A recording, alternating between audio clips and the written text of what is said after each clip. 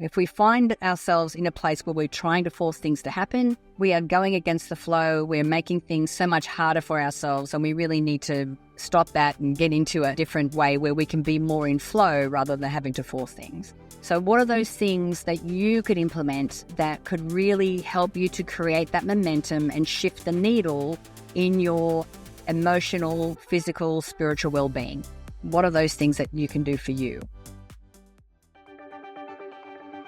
Hello, darlings, and welcome to Not Over, Just Different. I'm Natalie Ledwell, and I'm here to share deeply insightful and vulnerable conversations with you from people who are willing to open up and share what their journey's been like so that you can learn and be inspired to take action in yours. It's never too late to begin again or to see a new perspective. No matter what your dreams or goals are, you'll find inspiration and community here. It's time to rediscover yourself, reignite your passions, and make the next 50 years even more full than the first.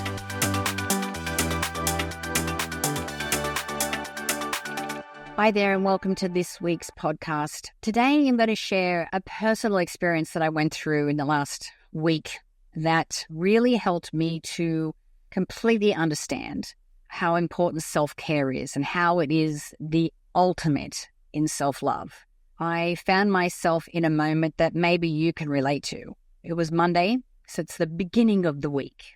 Not at the end of the week, it's the beginning of the week, the first day of the week. It's 2:30 in the afternoon, and I feel like I'm about to have a heart attack, and I feel like my head is about to explode. And I get myself up away from the computer, I go and sit on the couch, and I realize that I sat at my computer at 8 o'clock that morning. It's now 2:30 in the afternoon. I haven't had a shower. I haven't had lunch. My brain has been working overtime, multitasking all day, and I feel like I'm about to die.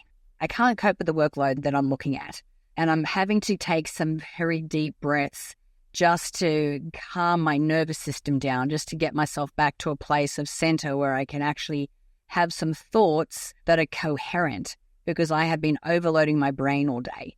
Now, I don't know if you can relate to something like that. Maybe it's something related to work. I'm sure that if you're a mum or that you have children, that you can relate to this as well.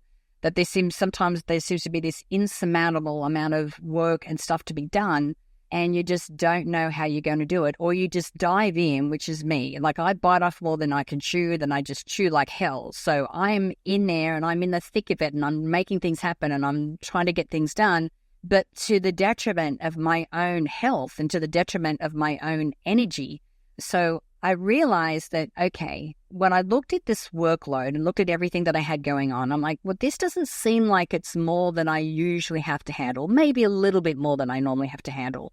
But why in this moment can I not cope with it? What's going on?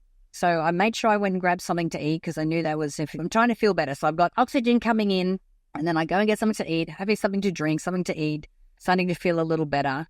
And I'm like, Nat, what's going on here? And when I really thought about it and sat down, I'm like, okay, what's different about today? It's because when I looked at my self-care leading into this Monday morning, I had to be brutally honest with myself and go, Nat, you have not been looking after yourself. And some of you know, if you've heard my previous podcast, I had a very close friend of mine pass away a couple of months ago now. So if I'm going to be really honest, for the last couple of months, all of my healthy habits have kind of gone out the window.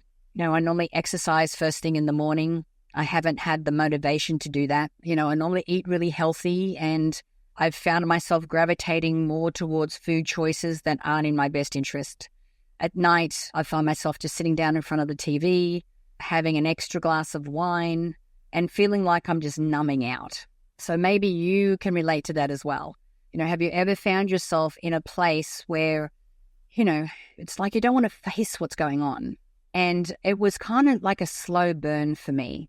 I've just gradually, a month of this, I could have bounced back. But after a couple of months of this, my body and my brain and my nervous system is going, enough is enough. This is insane. You've got to do something about this. And so the first thing I had to do was get brutally honest with myself. Okay, it's time for you to start loving yourself again and start getting back onto this thing and getting back into a positive routine. I was feeling this low-level nausea for weeks, but I didn't take any notice of it. So rather than taking notice of it, I'm like, no, I'm going to numb out and not feel it and do whatever.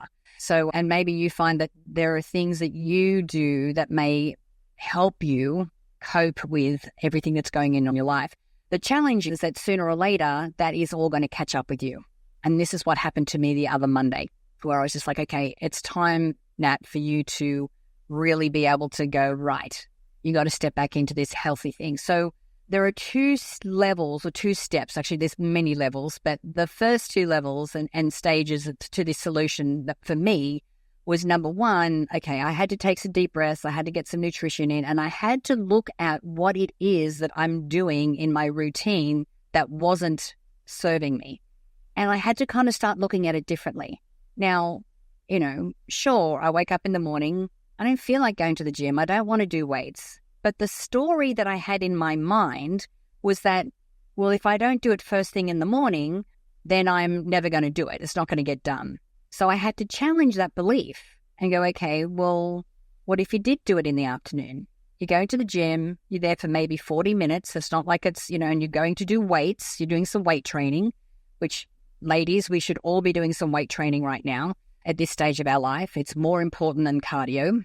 So I'm like, all right, well, if I was to do this in the afternoon, how do I do that? Like, what would make me do that? And I'm like, okay. And I remembered that one of my neighbors who I know that I see every day at the dog park, he trains at 4 o'clock in the afternoons. So I texted him. I said, are you still training at 4 o'clock in the afternoons? He goes, yep. And I said, how would you like a training partner? I said, I kind of need someone to help to keep me accountable and to get me going to the gym. He goes, yep. He goes, I'll be that for you. No problem. So now it's like, okay, now I've got my new exercise routine. And in the mornings, sure, I'll go for a walk. I'll get my steps in because I get to walk out around the marina. And so that was the solution. Walk in the morning, exercise in the afternoon. Now I've been doing that for 4 days and already I feel like a brand new person. The other thing in this first stage is looking at what I can do when I start to feel, this overwhelm come on. What are the things that I can do? I've already mentioned I do my breath, and I like to do a box breath if I really feel like I need to calm myself down. So I'll breathe in for 4, hold for 4, breathe out for 4, and hold for 4. That's going to really calm down my whole nervous system, get my cortisol levels down, and get me up to a place where I can actually think, okay? Then I can make some choices. Then I've got to change my state. I've got to get to a place where I can change the way that I'm feeling and get out of this, this low-level nausea, overwhelm, to a place where I'm actually feeling good and hopefully to a place of gratitude. So for me, it's things like music, playing the kind of music that I like to hear, taking Bella outside and going for a walk, even getting in the car. I drive a convertible, so I like to put the roof down, have the wind and everything in my hair and drive along and listen to great music, and that's going to help me as well. Anything that you can do that's going to shift your state is going to help you get to a place where you can make different choices and better choices. Okay, so for me, all those little things will help to shift my state. Then I'm like, okay, what's my plan moving forward? How do I change my daily routine? How do I get into a place where I can do things that are for my higher good, that's going to make me feel better? Exercise is one of those things that moves the needle. Now, again, you don't have to go full on to the gym, weight training or whatever. Maybe you start with walking. Maybe that's where you start. And, getting up and walking in the mornings. I mean, I do it, yes, for exercise, but for my sanity, especially like even today. Like I was going to record this podcast yesterday, but I didn't sleep well the night before. I didn't have the energy for it. I'm like, no, self-care is number one. This is now my number one focus and my priority. So I go, don't record it today. Yesterday, I recorded it today instead because I had a great night's sleep last night. I've got more energy. I've got the brain power to be able to do it. So even being aware of those little things, not forcing myself or forcing things to happen. I mean, really, that's a lesson for life. If we find ourselves in a place where we're trying to force things to happen, we are going against the flow. We're making things so much harder for ourselves, and we really need to stop that and get into a different way where we can be more in flow rather than having to force things. So what are those things that you could implement that could really help you to create that momentum and shift the needle in your emotional, physical, spiritual well-being? What are those things that you can do for you? And so that was my first step. Okay, I got to get back into my great, and again, I've made sure I went grocery shopping, that I've got fresh vegetables, I've got fresh meat, like I'm, eating really healthy now. It's like night and day between last week and this week. It really is. So I've been, really enjoying that. And of course, now that I'm in this much better place energetically, where I'm feeling positive, where I'm feeling optimistic about future, where I can handle the workload a whole lot better, and it seems to be so much easier. Now, this is stage 2, and this is what, what I want you to think about is now it's like, well, okay, why did I allow it to get that far? Like, I think you and I would be on the same page if listening to this podcast. We know what we should be doing. Like, we know how to eat healthy and how to exercise and how to, have our daily practices that are going to make us feel good and be a great foundation for the day. We all know what to do there. So then the next question comes, why aren't I doing it? What's behind this? Why am I feeling like this? And feeling like resignation is really the word that I would describe how I was feeling. Have you ever felt like you're in that place of resignation? So then I'm okay, what are the deeper questions? What's troubling me? So to do that, you also want to make sure that you get into a place of quietness. Now, you can ask these questions while you're walking, which is what I was doing. You can sit in a quiet place. You can ask these questions first thing in the morning as you're waking up. The trick is that once you ask the questions, because believe me, you will get some answers, you have to stay quiet long enough to hear the answers. Because when you can do that, then you open yourself up for the guidance to come through. You may not know where this guidance comes from. It could be intuition, it could be a download, it could be from the quantum field, from your spirit guides. It actually doesn't matter where it comes from.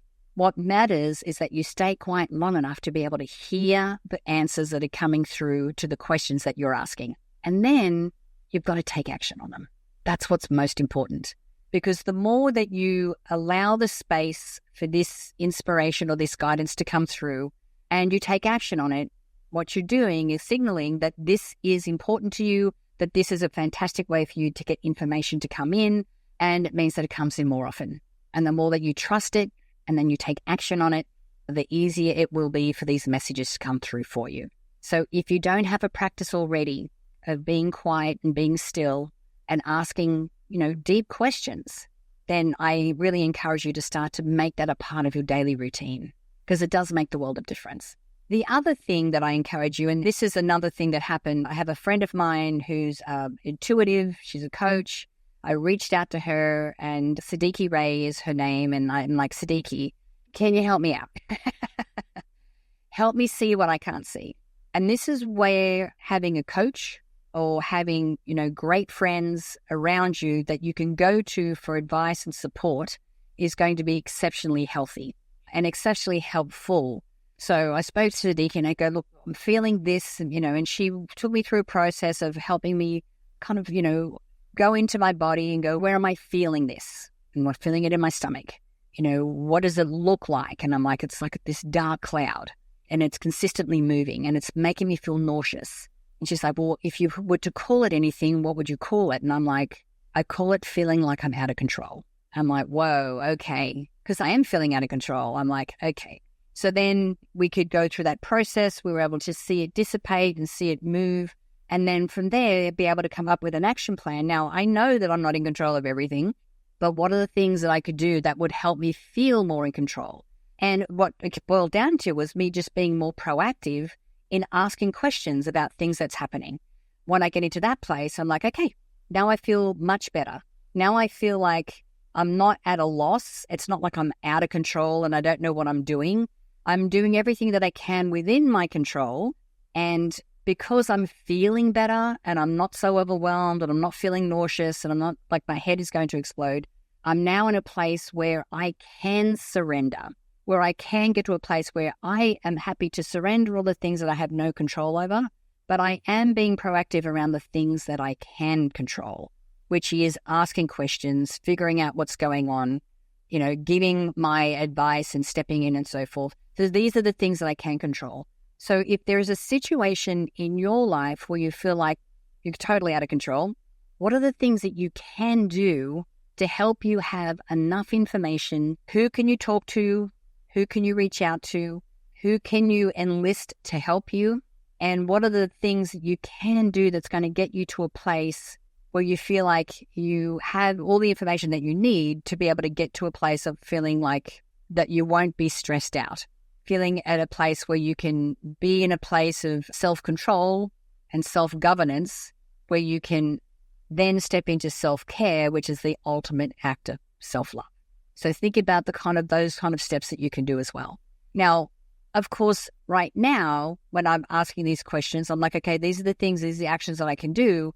But what I also do is that when I feel like this is kind of bubbling up again and I'm feeling like I'm getting this place of overwhelm, I'll sit down and ask the questions again.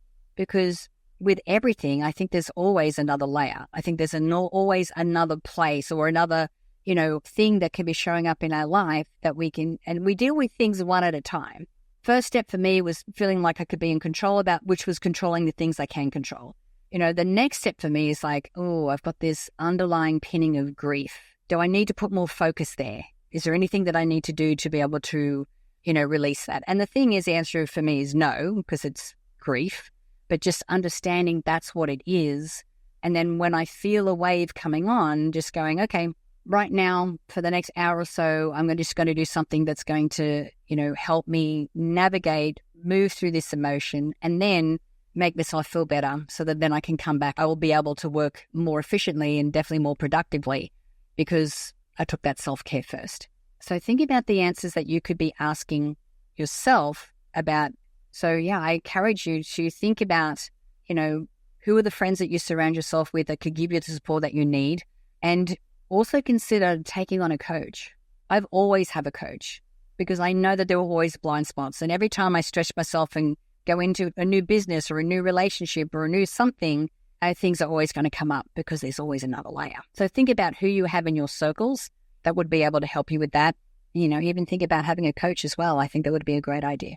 All right, well, that's all for me for this week. Thank you so much for joining us here on the podcast. And I hope that by sharing my experience, I can help you to possibly avoid some stress and overwhelm in the future. Thanks for listening.